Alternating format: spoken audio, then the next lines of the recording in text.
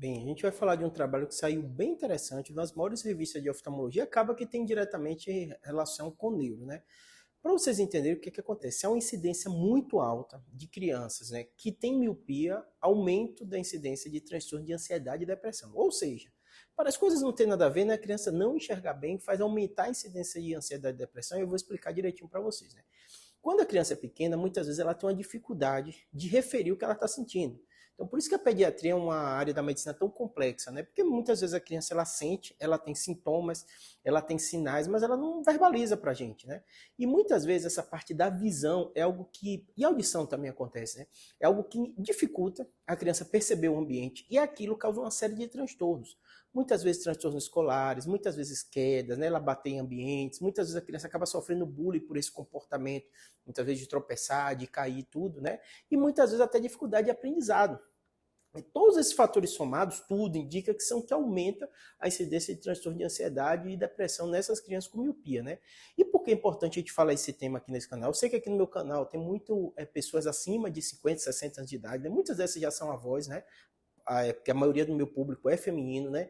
Então, muitas vezes, um pai inexperiente, né, uma mãe, pode ter uma criança com esses transtornos, né, com alteração, com miopia, e muitas vezes o fato dela não perceber e muitas vezes não levar para o pediatra com frequência faz com que essa criança pode apresentar esses transtornos de ansiedade e depressão. Ou seja, né, um avô, uma avó, um pai e mãe vai ter que ficar atento. Né? O ideal, eu sei que nem sempre a gente consegue fazer o mundo ideal por causa de custo, às vezes acesso, às vezes trabalho, é a criança ter uma rotina também com o pediatra, né? E além disso, o pediatra nota algumas coisas, muitas vezes ele vai mandar para o oftalmologista.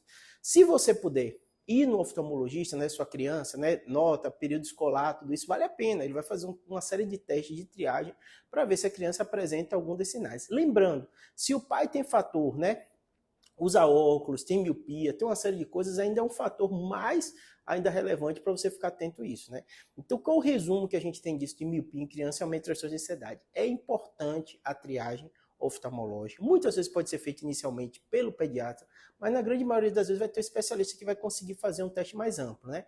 Você notando seu filho mudando na escola, dificuldade de aprendizado, né, um comportamento que você não notava tanto, fique atento a isso. Tanto a visão, que é o tema desse trabalho, que eu vou deixar na descrição, como a audição. Às vezes a criança não está ouvindo bem e ela fica mais sem interagir tão bem, não vai bem na escola porque ela está com problema auditivo, e a criança, lembre sempre, ela tem dificuldade de referir o que ela está sentindo, né? Porque ela às vezes não tem comparativo, às vezes tem dificuldade de verbalizar também, tá bom?